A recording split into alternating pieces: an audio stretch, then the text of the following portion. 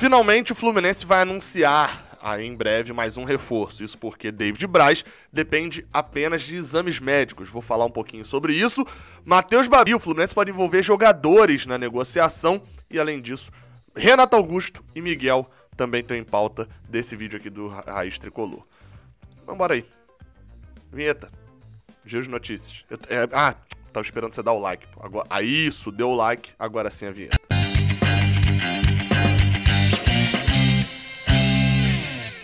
Seja bem-vindo, você guerreira de todo o Brasil, de todo o mundo. Aqui é o canal Raiz Tricolor. Eu sou Gabriel Amaral, sou jornalista por formação e tricolor de coração.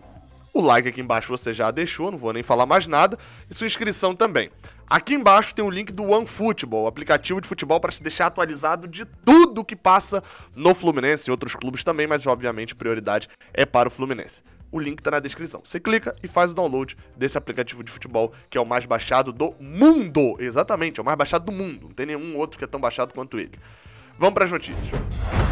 Primeira notícia, a gente vai sempre do mais rápido de se explicar para o mais complicado, é sobre Renato Augusto. O boato surgiu, se eu não me engano, surgiu até de um tweet de um cara que é ex-conselheiro do Fluminense, ou é atual conselheiro, não sei exatamente, mas eu já peguei o boato no final, e aí, enfim, algo falando sobre Renato Augusto.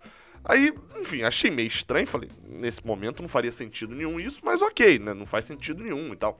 E também não vinha de uma fonte que eu confio e trabalho normalmente apurando, né, não é um jornalista. E aí, enfim, o Jorge Nicola, que também não é uma fonte assim que, nossa, como a gente pode confiar, mas dessa vez falou diretamente com o jogador, né? Jorge Nicola falou com o Renato Augusto e o que o jogador respondeu foi o seguinte: nem sondagem, nem proposta, nós nunca falamos com o Fluminense. Ou seja, desmentido o boato. Renato Augusto, que tem contrato até o final do ano com os times da China, vai haver com certeza uma debandada de jogadores da China agora pelas complicações que estão acontecendo com o futebol chinês, uma coisa de regulamentação e etc, que nem cabe entrar aqui, mas Renato Augusto não tem nada a ver com o Fluminense nesse momento, né? Achei estranho, e estranho era. Agora, valia? Acho que nem cabe muita discussão não, mas eu só lembro do Renato Augusto da Copa. De lá pra cá eu não lembro de mais nada dele, então não posso opinar. Segunda notícia, seguindo ali na tônica de ser um pouquinho mais rápida, afinal de contas essa a gente já falou bastante aqui, né? E ainda aparentemente não chegou ao fim. Notícia do portal Jogada 10, que continua ainda, pra mim isso me irrita profundamente, de não publicar quem foi que deu a notícia. Ainda tá lá, redação Jogada 10. Mas enfim, né? O portal publicou sobre a questão de Matheus Babi e Fluminense e que a proposta, aquilo que a gente já sabia, né, de que a proposta do Fluminense já foi aceita pelo Serra Macaense, de que a proposta do Fluminense é de 1 milhão de euros por 25% do jogador, etc, etc. O ponto que o portal trouxe é o seguinte, de que para que a negociação seja concretizada, o Fluminense precisará pagar 40% do valor de multa em caso de rescisão, ou seja, 1 milhão e 200 mil euros, o que aumentaria ele mais ou menos 1,5 milhão de reais na negociação. Para isso, para bater esse valor, já que o Fluminense está pagando 1 milhão e teria que pagar 1,2 milhão, ou seja, 200 mil euros a mais, como eu falei, 1,5 milhão de reais praticamente, o Fluminense pode negociar com o Botafogo, está negociando, segundo o portal, a possibilidade de envolver jogadores nessa transação, empréstimo ou em definitivo, como é o caso que está acontecendo em relação a David Duarte com o Goiás, né? O Fluminense pagaria um valor e ainda mandaria algum jogador em definitivo para lá, que especula-se que é Reginaldo. Ou seja, pode ser que faça a mesma coisa com o Botafogo. Tanto com o Goiás quanto o Botafogo, o Fluminense tem um trunfo bom que é: ele está tirando um jogador melhor do clube e trazendo, e aí ele pode enviar um jogador de qualidade inferior, porque ambas as equipes jogarão a Série B. Então, sabe aquilo que eu falo do São Paulo, por exemplo? O São Paulo mandou o Hudson, não quis o Hudson e a gente pegou. Pô, o lixo do São Paulo é nosso luxo, a gente vai jogar as mesmas competições do que o São Paulo. Ficou praticamente 1 ou 2 pontos deles na tabela do Brasileirão e tal. Ok, então a gente pode reclamar disso. O Botafogo e o Goiás não podem reclamar, entre aspas, tá? Do lixo do Fluminense, porque de fato o lixo do Fluminense, do time que tá na Libertadores, pode sim ser o luxo do time que está na Série B. Ou seja, vamos ver como vai se decorrer a negociação e se de fato vão jogadores, que tem alguns jogadores, meu amigo, que ir pro Botafogo é reforço pro Fluminense, né? Vamos aguardar se a gente vê novidades nesse caso, Matheus Babi. E um caso que está resolvido é o caso David Braz. Bem, notícia do UOL Esporte de que o Fluminense já encaminhou o acerto com o David Braz e ele já está sendo aguardado no Rio de Janeiro para exames médicos. Ou seja, tudo certo com o Grêmio, tudo certo com o jogador e ele vai vir para poder fazer os exames e assinar até o final do ano que vem, ou seja, um contrato de 2 anos. Como eu já falei aqui várias vezes, né? Ponto 1. David Braz. O que me preocupa principalmente atualmente é a idade. A gente ter jogadores no banco como David Braz e Matheus Ferraz, ambos acima dos 33 anos. Porém, eu quero ouvir mais de quem viu esse jogador jogando nas últimas temporadas. Então, assim que o Fluminense anunciar o jogador, vai ter raio-x aqui no canal Raiz Tricolor com opiniões, tá, no plural, de pessoas que cobrem o Grêmio e do Santos. O da Turquia, infelizmente, nossa produção tentou entrar em contato, mas os torcedores do time que ele jogou lá, Sivastura, alguma coisa assim, infelizmente não entenderam português. Foi meia temporada lá só, a gente vai entrar em contato com opiniões do Grêmio e do Santos para poder ter uma opinião mais formada, assim como a gente fez com o Samuel Xavier, assim como a gente fez com o Wellington e assim como a gente fez com o Rafael Ribeiro, pra gente ter uma real noção. A gente já viu o Wellington em campo, não deu pra saber muito ainda, foram poucos minutos, mas o de Rafael Ribeiro tá muito claro de que tudo que foi falado no raio-x tá acontecendo, né? Então, vamos ficar ligados e assim que o Fluminense anunciar, a gente faz o raio-x, já publica o raio-x aqui no Raiz Tricolor. Então fica ligado, dá o like nesse vídeo aqui, mas mais do que isso, se inscreve e ativa o sininho pra você ser o primeiro a receber a notificação. Só para destacar, David Braz já não tinha sido relacionado e inscrito no Campeonato Gaúcho, ou seja, está bem na cara de que de fato ele não deve ficar no Grêmio. Vamos para a última notícia. Bem, a última notícia é sobre Miguel. Aí nessa é sempre bom a gente destacar, eu já vou começar com a frase que eu sempre falo aqui. Nem todo mundo é bonzinho, nem todo mundo é malzinho. Ok? Nem todo mundo é 100% bom, nem todo mundo é 100% mal. Ainda mais na situação de Miguel. Matéria do Netflu, são duas matérias, na verdade, né, separadas, mas as duas com a apuração do Netflu, do Paulo Brito. E eu vou começar pela segunda, que na verdade, na ordem de publicação foi a segunda mesmo. Que mesmo 100% fisicamente, Miguel não está sendo relacionado. Os últimos 2 jogos ele já tinha condição de jogo e não foi relacionado. A matéria ainda diz que, internamente, alguns atletas não entendem a relação entre Fluminense e Miguel. Não estou entendendo que confusão é essa. Além disso, essa mesma matéria ainda traz dizendo que o Fluminense não relacionou, mesmo com ele estando apto a jogar há pelo menos 10 dias. Departamento de futebol e presidente do clube garantiram que o jogador teria mais minutos no Carioca, mas isso não vem acontecendo após a lesão que ele teve com 40 minutos do primeiro tempo da primeira partida, né? Ele passou mal, depois teve uma lesão, se recuperou e não foi relacionado para os jogos contra a Volta Redonda e contra o Vasco. Bem, a outra notícia que eu falei, que veio antes, é de bastidores. O pai de Miguel recusou o filho dele, né, Miguel, jogar no Sub-23 depois que o Fluminense não deixou que Miguel atuasse no Sub-17. Explicando a história.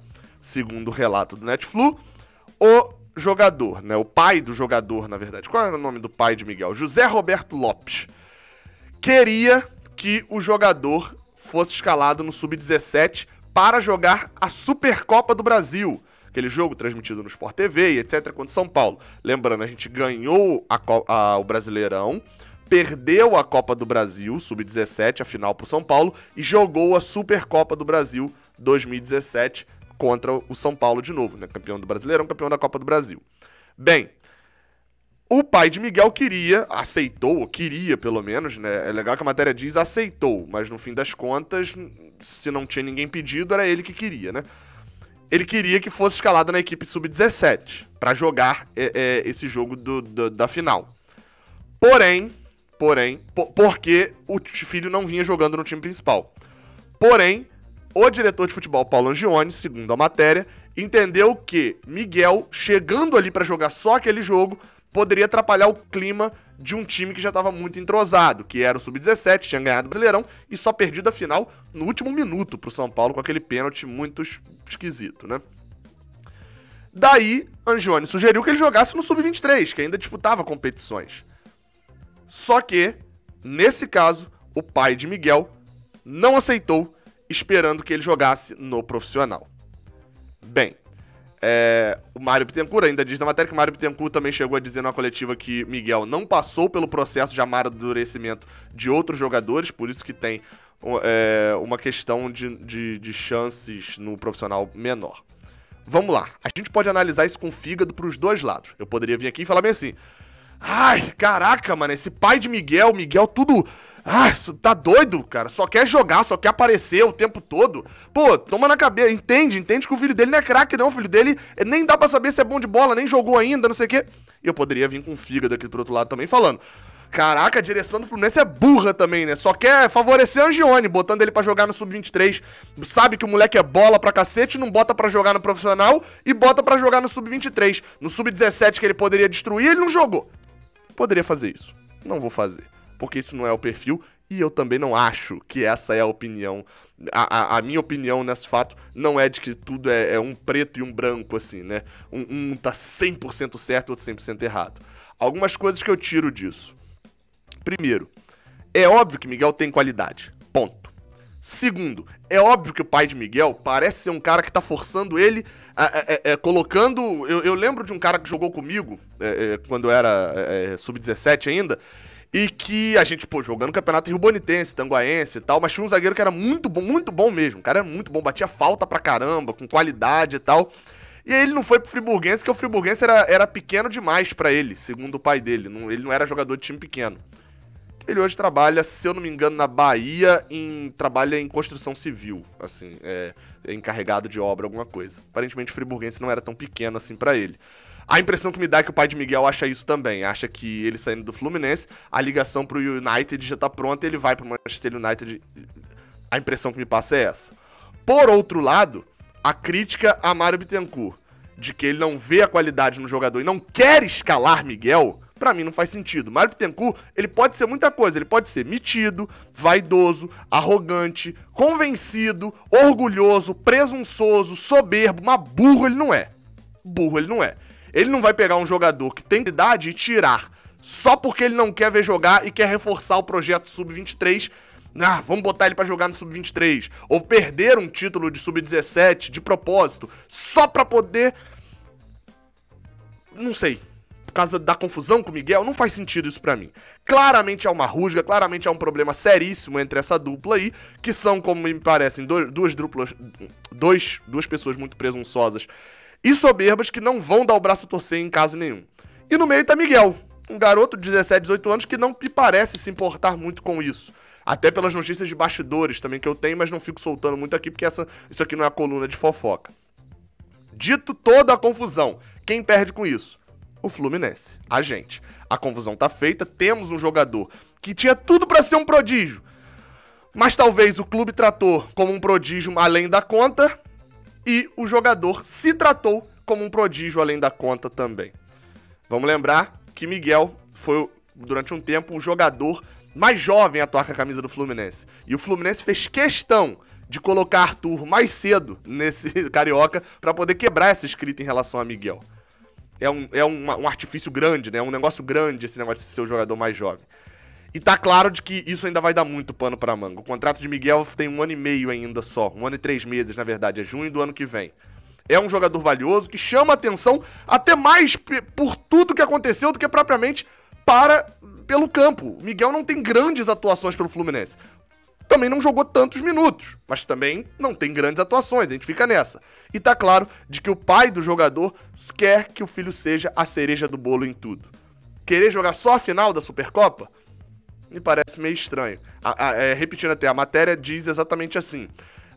O pai do jovem José Roberto Lopes aceitou que ele fosse escalado na equipe Sub-17 que disputaria o título da Supercopa do Brasil em meio a tantos nãos ao filho com relação a oportunidades no profissional. Na ocasião, porém, o diretor de futebol Paulo Angione entendeu que o jovem poderia atrapalhar o clima. O José Roberto Lopes aceitou? Então quem pediu, se não foi Angione? Então ele não aceitou, ele quis que o jogador atuasse. E queria por quê? Jogo no Sport TV, o filho dele já treinou no profissional, no Sub-17 provavelmente tem qualidade, iria jogar bem.